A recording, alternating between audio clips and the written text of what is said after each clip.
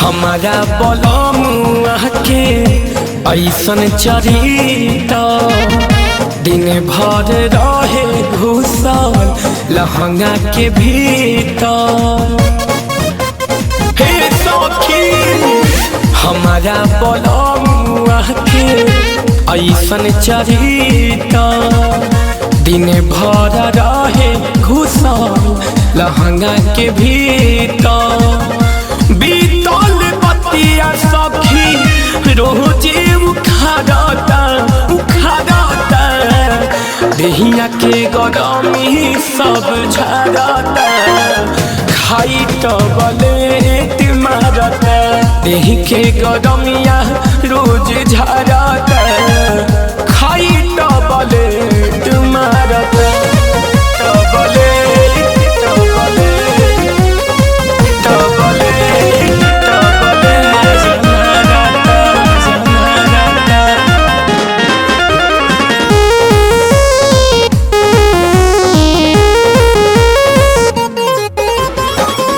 लहकल बजाने कवन हवा खातावे उदावा देखतावे हमके जब नियारावा फूटे मन में लावा फूटे मन में लावा।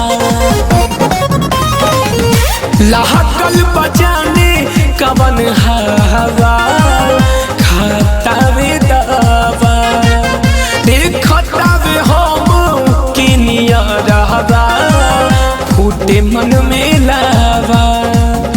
बुतल चूल्हा में अब आगी रोज बारता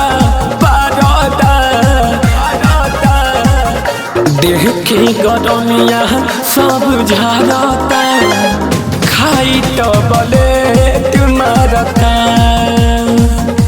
देह के गरमिया सब झरता खाई तो बलेट मजा मारता।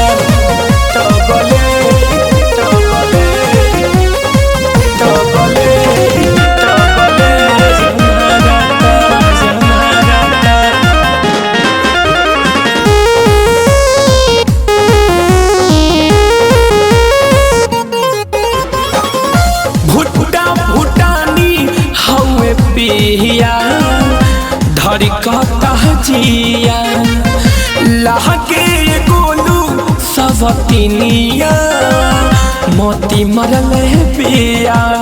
देखी न हमरा के बड़ी मान मारता जो भुट्टा भुटानी हमें पिया धरी कहता जिया लहके गोलू सबतिनिया मोती मरल पिया।